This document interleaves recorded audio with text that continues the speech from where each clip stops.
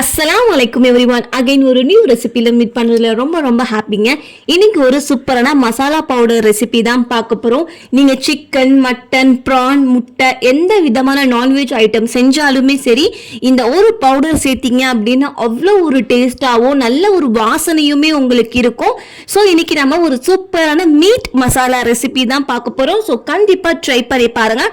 இது போல் நிறைய மசாலா ரெசிபிஸ் நம்ம சேனலில் இருக்குது. அதோட லிங்க் எல்லாமே நான் டிஸ்கிரிப்ஷன் பாக்ஸ்ல கொடுக்குறேன். ஃப்ரீயா இருந்தீங்க அப்படின்னா செக் பண்ணி பாருங்க. இப்போ வாங்க நம்ம வீடியோக்குள்ள போகலாம். பேன் சூடானதுமே 2 டேபிள் ஸ்பூன் அளவுக்கு கடுகு, 1 டேபிள் ஸ்பூன் அளவுக்கு வெந்தயம் சேர்த்துட்டு ஸ்டவ்வை மீடியம் ஃப்ளேமில் வச்சுட்டு தட்டை மூடி விட்டுருங்க. ஏன்னா நமக்கு கடுகு வெடிக்கும். அதனால தான் நம்ம பிளேட்டை க்ளோஸ் பண்ணுறோம். ஒரு 2 நிமிஷத்துக்கு அப்புறம் எடுத்தீங்கன்னா அந்த கடுகு எல்லாமே வெடிச்சு அதோட ஃப்ளேவர் வர ஸ்டார்ட் ஆகும். ஸோ அந்த ஸ்டேஜில் இதை நம்ம வேற ஒரு பிளேட்டில் ட்ரான்ஸ்ஃபர் பண்ணிடலாம். இப்போ அதே பேனில் நான் கலருக்காக 5 காஷ்மீரி மிளகாய் சேர்த்துக்கிறேன். காஷ்மீரி மிளகாய் இல்லை அப்படின்னா நீங்கள் இதை ஸ்கிப் பண்ணிடலாம். இருந்துச்சு அப்படின்னா சேர்த்துக்கோங்க, நல்லா கலர் கிடைக்கும் மசாலால. ஒரு 2லேருந்து 3 நிமிஷம் அளவுக்கு நல்லா மீடியம் ஃப்ளேம்லேயே வச்சு ரோஸ்ட் பண்ணிடுங்க. ரோஸ்ட் பண்ணியாச்சு. இதையுமே நம்ம வேற ஒரு பிளேட்டில் மாற்றி எடுத்துக்கலாம். அதே கடாயில் மல்லி விதை ஒரு 4 டீஸ்பூன் அளவுக்கு சேர்த்துக்கோங்க. கடலைப்பருப்பு 3 டீஸ்பூன் அளவுக்கு, சீரகம் 1.5 டீஸ்பூன், மிளகு பார்த்தீங்கன்னா 2 டீஸ்பூன், கிராம்பு ஒரு 20 கிராம்பு எடுத்துக்கோங்க. ஸ்டார் பூ 2 சேர்த்துக்கோங்க. அடுத்தது இது வால் மிளகுன்னு சொல்லுவோம். மிளகு எப்படி இருக்குமோ அதே போல தான் இருக்கும். பட் அதுக்கு கீழே பார்த்தீங்கன்னா இந்த மாதிரி வால் போல இருக்கும், நீட்டா இருக்குங்களா, அதனால தான் இதை வால் மிளகுன்னு சொல்றாங்க. நான் மிளகும் வால் மிளகும் உங்களுக்கு காட்டுறேன் பாருங்க. டிஃப்ரென்ஸ் ரெண்டுமே சேம் தான். பட் ஆனால் டிஃப்ரென்ஸ் பார்த்தீங்கன்னா அதுக்கு கீழே குச்சி குச்சியாக இருக்கும். அதனால தான் அதுக்கு பேர் வால் மிளகுன்னு சொல்கிறாங்க. ஸோ இந்த வால் மிளகு ஒரு 15 சேர்த்துக்கோங்க. இந்த வால் மிளகு சேர்த்திங்கன்னா உங்களுக்கு ஃப்ளேவர் அண்ட் டேஸ்ட், அரோமா அவ்வளோ சூப்பராக இருக்கும். ஸோ மிஸ் பண்ணாமல் கண்டிப்பாக ஆட் பண்ணிக்கோங்க. இந்த வால் மிளகு பார்த்தீங்கன்னா உங்களுக்கு ஆன்லைனில் அவைலபிளாக இருக்கும்.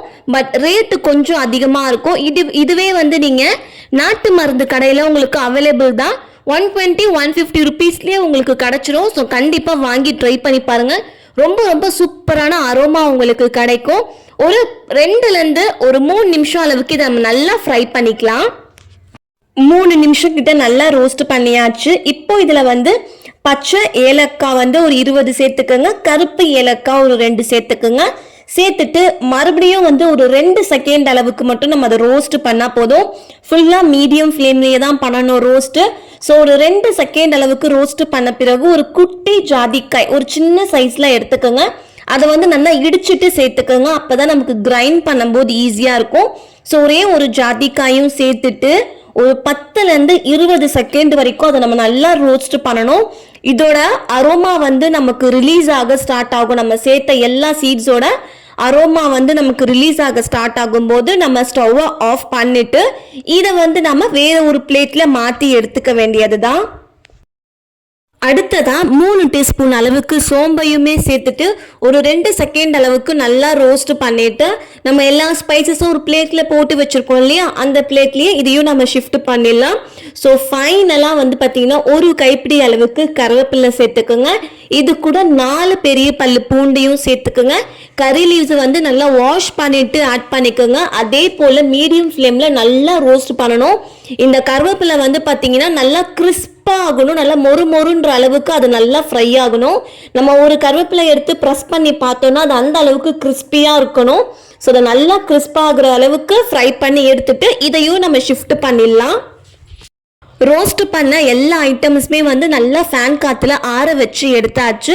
இப்போ ஒரு பிளெண்டர் எடுத்துக்கோங்க. இதில் நம்ம ஃபஸ்ட்டு கிரைண்ட் பண்ண போகிறது கடுகு, வெந்தயம், காஷ்மீரி மிளகாய் இதை சேர்த்துக்கோங்க. சேர்த்துட்டு ஃபஸ்ட்டு நம்ம குறைன்னு சொல்லிட்டு இதை நம்ம அரைச்சி எடுத்துட்டு வந்துடலாம். இந்த அளவுக்கு கிரைண்ட் பண்ணி எடுத்துக்கோங்க. இப்போ இதில் நம்ம ரோஸ்ட் பண்ணி வச்சுக்க இந்த ஹோல் ஸ்பைசஸையுமே ஆட் பண்ணிக்கலாம். ஸோ எல்லா ஸ்பைசஸையுமே சேர்த்துட்டு மறுபடியும் நல்லா கிரைண்ட் பண்ணி எடுத்துட்டு வந்துடலாம். ஓரளவுக்கு நைஸாக இருக்கிற மாதிரி நம்ம அரைச்சி எடுத்தாச்சு. இப்போ இதில் ஃபைனலாக கருவேப்பிலையும் பூண்டையும் சேர்த்துட்டு நல்லா கிரைண்ட் பண்ணி எடுத்துக்கலாம். சூப்பராகவே பவுடர் அரைச்சாச்சு. இப்போ ஃபைனலாக இதில் 1 டீஸ்பூன் அளவுக்கு உப்பு, 1/2 டீஸ்பூன் அளவுக்கு மஞ்சள் தூள் சேர்த்துக்கோங்க. காஷ்மீரி மிளகாய் இல்லாதவங்க இந்த இடத்துல 1 ஸ்பூன் அளவுக்கு காஷ்மீரி மிளகாய் பவுடர் ஆட் பண்ணிட்டு அகெயின் ஒரு கிரைண்ட் பண்ணி எடுத்துட்டு வந்தீங்கன்னா சூப்பரான பவுடர் ரெடி. நம்மளோட சூப்பரான மீட் மசாலா ரெடி. அரோமா அவ்வளோ சூப்பராக இருக்குது. கடையில் வாங்குகிற மசாலாவில் கூட இந்த அளவுக்கு வாசனை இருக்காதுங்க, அந்த அளவுக்கு வாசனையாக இருக்குது. கண்டிப்பாக ட்ரை பண்ணி பாருங்கள், செம்ம டேஸ்ட்டாக இருக்கும். நீங்கள் எந்த விதமான நான்வெஜ் ஐட்டம் சேர்த்தாலுமே இந்த ஒரு மசாலா சேர்த்துக்கோங்க, அவ்வளோ டேஸ்ட்டாக இருக்கும். ஸோ மறக்காமல் ட்ரை பண்ணி பார்த்துட்டு எப்படி இருந்ததுன்னு சொல்லிட்டு என் கூட கமெண்ட் செக்ஷனில் ஷேர் பண்ணிக்கோங்க. ஸோ மசாலாவை நல்லா ஃபேன் காற்றுல ஆற வச்சுட்டு ஒரு ஏர்டைட் கண்டெய்னரில் ஸ்டோர் பண்ணி ஃப்ரிட்ஜில் அப் டு 1 மந்த் வரைக்குமே நம்ம வச்சு தாராளமாக யூஸ் பண்ணலாம். ஸோ கண்டிப்பாக ட்ரை பண்ணி பாருங்கள். அடுத்த ஒரு நியூ ரெசிபியில் மீட் பண்ணுற வரைக்கும் டாடா பாய் அண்ட் தேங்க்ஸ் ஃபார் வாட்சிங். வீடியோ பிடிச்சிருந்ததுன்னா மறக்காமல் லைக் பண்ணுங்கள், நம்ம சேனலை சப்ஸ்கிரைப் பண்ணிக்கோங்க.